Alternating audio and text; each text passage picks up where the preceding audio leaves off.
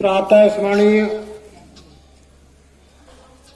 भगवान बुद्ध को सत सत नमन करते हुए बौद्ध सत्य बाबा साहब डॉक्टर अम्बेडकर जी के चरणों में सत सत नमन करता हूँ। इस वर्षा मास में परम पूज्य भंते जी के सानिध्य में यह भगवान बुद्ध की देशना का नित्य कार्यक्रम आयोजित हो रहा है। इससे निश्चित रूप से हमारे अनेकों अनेक उपासक उपासिकाओं को ज्ञानार्जन हो रहा है, ध्यान लाभ हो रहा है और भगवान बुद्ध की जो कथा है, जो उनकी जीवन लीला है, जो उनका व्यक्तित्व और कृतित्व रहा है, उसका उन्हें ज्ञान हो रहा है। इसलिए मैं समस्त श्रोताओं से जो वीडियो के माध्यम से देखेंगे उनसे गुजारिश है कि वो अपने लाभ के साथ साथ दूसरों को लाभ पहुंचाने के भाव से इस हमारे वीडियो को लाइक करें और फॉरवर्ड करते रहें ताकि अधिक से अधिक जनता इससे लाभान्वित हो सके। आज बहुत अच्छी धम्म चर्चा धम्म पद से पूज्य भंते जी ने कही। हमारे इस विचार गोष्ठी में उपस्थित पूजनीय बहन जी ने कबीर बाणी में बहुत ही हृदयग्राही हमें भजन सुनाया। यानी मनुष्य को सारे बंधनों से मुक्त होना है और किस संगत से होना है, कैसे होना है, संगत की महिमा पर भी हमारे पूज्य भंते जी ने प्रकाश डाला। मैं भी इस कड़ी में एक बात जोड़ते हुए, एक संत ने कहा है, संगत की जय साधु की ज्यों गंदी का वास, जो कुछ गंदी दे नहीं तो भी वास सुभाष।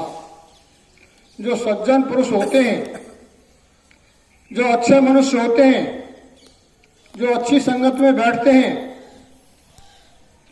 आप उनकी अगर संगत करेंगे, उनके बीच में उठेंगे बैठेंगे, अगर वो तुमको कुछ भी न दें तब भी बहुत कुछ देते हैं। बहुत कुछ देते हैं, वो मौन भाषा में भी बहुत कुछ देते हैं। जैसे इत्र बेचने वाला अगर इत्र बेचने के लिए आता है और इत्र खरीदने वाले तो खरीदते ही हैं, लेकिन उस इत्र बेचने के वाले के पास अगर आप जाकर के भी बैठ जाएंगे तो उसकी गंध, उसकी सुगंध का आनंद आपको भी मिलेगा। इसी तरीके से आप जब नित्य धम्म गोष्ठी में आएंगे, विद्वानों की संगत में बैठेंगे, तो उनके वाणी से निकलने वाले अमृत वचनों से आप लाभान्वित होंगे, हमेशा सद मार्ग पर चलेंगे। इसके विपरीत एक और संत ने कहा है, रहीमदास ने कहा है, कहा रहीम कैसे निभे बेर केर का संग, कहा रहीम कैसे निभे बेर केर का संग, वह हालत रस आपने उनके फाटत अंग। रहीमदास जी कहते हैं, बेरिया और केले के पेड़ को पास पास लगा दिया जाए तो उनका संग शोभावान नहीं होता। जब पवन चलता है, जब पवन चलता है तो बेर जो है, बेरिया का जो पेड़ है, वो अपने मदमस्त होकर के झकोरे लेता है और बेरिया पर कांटे होते हैं। और उसके पास में केले का भी पेड़ हो तो केला भी उस बहने वाली पवन का आनंद लेना चाहता है, वो भी झकोरे लेता है। लेकिन उसके झकोरे लेने से और बेरिया के झकोरे लेने से बेरिया का तो कुछ नहीं बिगड़ता, लेकिन केले के पत्ते जो हैं तार तार हो जाते हैं, उसका बदन फट जाता है। इसी प्रकार सम्मानित उपासक और उपासिकाओं, जो दुर्जन लोग होते हैं, जो दुष्ट प्रवृत्ति के लोग होते हैं, जो निकृष्ट प्रवृत्ति के होते हैं, जो हीन विचारों के होते हैं, जो सदाचारी नहीं होते, अगर उनकी संगत में सदाचारी आदमी पहुंच जाता है तो उसे कष्ट ही होता है, उसकी भावनाओं को कष्ट पहुंचता है, उसके हृदय को चोट पहुंचती है। इसलिए संत वाणी को ध्यान में रखते हुए हमेशा कुसंगत से बचें। पूज्य भंते जी ने बताया, अच्छी संगत न मिले तो अकेले रहो, कम से कम तुम्हारे पास जो है वो सुरक्षित तो रहेगा, उसमें वेदना पैदा तो नहीं होगी। तो आप भगवान बुद्ध और उनके धम्म की जो गाथा है, जिसका नित्य पाठ किया जा रहा है, आप लोग ध्यानपूर्वक सुन रहे हैं। कल हमने बताया था कि सिद्धार्थ गौतम को न तो राजभोग में उपलब्ध कराई गई भोग विलास की वस्तुएं, सौंदर्य के सारे संसाधन और उस समय की सुंदर युवतियां भी अपने ध्यान से विचलित नहीं कर सकी। राजपुरोहित उदाई ने भी अपनी पूरी ताकत लगा दी, पूरा ज्ञान लगा दिया सिद्धार्थ गौतम को समझाने में, तमाम वृत्तांत दिए और स्त्री भोगों को, राजभोगों को धर्मानुकूल बताते हुए, तमाम धर्मों का उद्धार देते हुए ऋषियों की गाथा सुनाई। किस किस ऋषि का कैसा कैसा चरित्र रहा है, फिर भी उनको ऋषि कहा जाता है। तो ये तो धर्म संगत है, इस बात को आप भी माने, आप भी इसका अनुसरण करें। लेकिन भगवान सिद्धार्थ गौतम बाल्यावस्था से ही ध्यानी थे, उन्होंने चित्त की साधना की थी, वो विद्युत्व को प्राप्त करना चाहते थे। इसलिए उनकी चेतना जो एकाग्र चित्त थी, संसार के सारे भोग भी उसे विचलित नहीं कर सके। उन्होंने उदाई को शेर जैसी गर्जना करते हुए कहा, हे उदाई, अगर तुम मुझे इस तरीके के ऋषि मुनियों को उदाहरण दे रहे हो और इसे धर्म संगत बता रहे हो, तो मैं ऐसे चरित्र को और ऐसे ऋषियों के चाल चरण को उचित नहीं मानता, न धर्मानुकूल मानता हूं, न नैतिक रूप से सही मानता हूं। मैं इसका अनुसरण नहीं करूंगा। और अगर आप इसे धर्मशास्त्रों में वर्णित बताते हो, धर्म संगत के आधार पर आप उचित बताते हो, तो मैं ऐसे धर्मशास्त्रों का भी परित्याग करता हूं। मैं जो नाशवान चीज है, जो पतन को ओर ले जाता है, मैं उस मार्ग पर नहीं चलना चाहता। इस तरीके की बातें सुनने के बाद में उदाई निराश होकर के राजा सिद्धार्थ को अवगत कराता है कि हम सब और हमारी सारी योजनाएं सिद्धार्थ गौतम को चित्त की एकाग्रता के मार्ग से विचलित करने में असमर्थ सिद्ध हुए हैं। तो राजा की चिंता बढ़ी और उस समय की परंपरा के अनुसार शाक्य वंश की एक परंपरा थी, उनका एक संघ होता था। यहां उपासक और उपासिकाओं, जो भी श्रोता मेरी वाणी को सुने, वो इस बात पर ध्यान दें कि वर्तमान में भारत में प्रजातंत्र 1950 से भारतीय संविधान के लागू होने से भारत में प्रजातंत्र लागू हुआ है।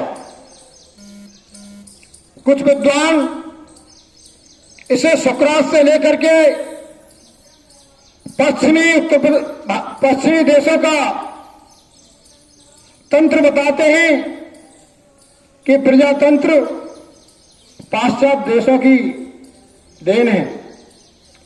लेकिन मैं बताना चाहूंगा, आप बौद्ध साहित्य को पढ़ेंगे, जब बौद्ध साहित्य को पढ़ेंगे, बौद्ध दर्शन को पढ़ेंगे, तो आप पाएंगे कि भारत में सबसे प्राचीन प्रजातंत्र व्यवस्था थी। कालांतर में स्वार्थी लोगों ने राजतंत्र की आड़ लेकर के निजी स्वार्थ में प्रजातंत्र का गला घोट दिया गया। लेकिन भारत में प्रजातंत्र व्यवस्था प्राचीन थी। उसी काल को भारत का स्वर्ण युग कहा जाता है। भगवान बुद्ध का जन्म आज से 250 साल पूर्व, ईसा से 663 वर्ष पूर्व हुआ था। उस समय भी उनकी वंश परंपरा में, उनकी राज्य परंपरा में प्रजातंत्र व्यवस्था देखने को मिलती है। उसका उदाहरण मैं आपके सामने भगवान बुद्ध और उनके धम्म महान धर्म ग्रंथ में परम पूज्य बाबा साहब ने जो वर्णित किया है, मैं उसका वृत्तांत आपको सुना रहा हूं। शाक्य वंश में एक संघ था। आज जो संघ, भारत एक संघ है और संयुक्त राष्ट्र भी एक संघ है, लेकिन सबसे प्राचीन शाक्य संघ था। शाक्य क्षत्रिय वंश भारत का गौरवशाली वंश रहा है। वो सुधारात्मक शासन व्यवस्था के पक्षधर रहे। वो लोक कल्याणकारी शासन व्यवस्था के हिमायती रहे। वो रिफॉर्मेटिव रहे। तो जो संघ था, उस संघ में यह व्यवस्था थी कि शाक्य का कोई भी युवक जो 20 वर्ष का हो जाता था, प्रत्येक युवा को जो 20 वर्ष का हो जाता था, उसे शाक्य संघ का सदस्य बनना होता था। और उस शाक्य संघ की क्या लायबिलिटी थी, क्या कर्तव्य थे? वो संघ जो है शाक्यों के मान और सम्मान, संपत्ति, सुरक्षा, हर तरीका से उसकी सेवा करने का जिम्मा संघ का होता था। इसलिए प्रत्येक युवक जो 20 वर्ष का होता था, वो संघ का सदस्य बनता था। इसी दौरान सिद्धार्थ गौतम की उम्र 20 वर्ष की हो गई। राजा ने सोचा कि मेरे अब तक के सारे प्रयास विफल हो गए, अब मैं राजकुमार को इस संघ का सदस्य बना दूं, जिसमें रण कौशल सिखाया जाता है और कठोर शिक्षा प्रशिक्षण देकर के एक सैनिक की भूमिका में युवक को तैयार किया जाता है।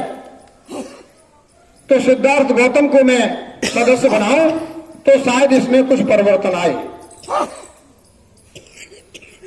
सिद्धार्थ गौतम ने अपने राजपुरोहित को बुलाया और उसके सामने सुझाव रखा कि सिद्धार्थ गौतम को संघ का सदस्य बनवाया जाए। राजपुरोहित ने संघ की बैठक बुलाई। कपिलवस्तु में एक संस्थागार था, उस संस्थागार में संघ की बैठकें आयोजित होती थी। उसी संस्थागार में संघ की बैठक आयोजित की गई। सिद्धार्थ गौतम वहां पहुंचे और राजपुरोहित उदाई ने प्रस्ताव रखा कि सिद्धार्थ राजकुमार संघ का सदस्य बनना चाहता है। तो संघ का सेनापति था, उसने संघ को संबोधित करते हुए कहा कि सिद्धार्थ गौतम की उम्र 20 वर्ष की हो गई है, वो युवा हो गया है, राजकुल से संबंधित है, वो संघ का सदस्य बनना चाहता है और किसी संघ के सदस्य को कोई ऐतराज हो, इस संबंध में कुछ कहना हो तो वो खड़े होकर के कह सकता है। लेकिन सेनापति की बात का संघ के किसी भी सदस्य ने कोई विरोध नहीं किया। तो सेनापति ने दूसरी बार फिर कहा कि किसी को कोई ऐतराज हो तो कहे। तीसरी बार भी यही कहा, लेकिन 3 बार भी सेनापति के कहने पर किसी सदस्य के द्वारा कोई ऐतराज नहीं आया। तो सिद्धार्थ गौतम को संघ की सदस्यता दे दी गई। शाक्य कुल की यह परंपरा थी कि वो कोई जनहित में निर्णय लेते थे तो उस निर्णय से पूर्व उस कार्य योजना पर 3 बार जनमत लेते थे और 3 बार जनमत को पास कराने के बाद में, पारित कराने के बाद में उसे अमल में लाते थे। यह परंपरा शाक्य कुल में, शाक्य संघ में थी। यह प्रजातंत्र की पहली भूमिका है कि जनहित में निर्णय जनता के माध्यम से लिया जाए, न कि एकाधिकार हो। जब राजकुमार सिद्धार्थ को सदस्यता दे दी गई और सदस्यता ग्रहण करने के बाद में पुरोहित उदाई ने खड़े होकर के राजकुमार को संबोधित करते हुए कहा कि अब आप संघ के सदस्य हो गए और संघ की हैसियत से आपको संघ के कर्तव्य और नियमों को भी जानना होगा। क्या आप जानते हैं? सिद्धार्थ ने कहा, मैं अभी संघ के नियम नहीं जानता, बताने की कृपा करें। तो राजपुरोहित उदाई ने संघ के नियम बताते हुए कहा कि पहला नियम यह है कि अपने तन मन और धन से शाक्यों के हितों की रक्षा करना संघ का काम है। जो संघ का सदस्य होगा उस प्रत्येक सदस्य को तन मन और धन से समर्पित भाव से शाक्यों के हितों की रक्षा करना पहला कर्तव्य है। दूसरा नियम बताया कि कभी भी बिना उचित कारण के संघ की सभा से अनुपस्थित नहीं रहेगा कोई।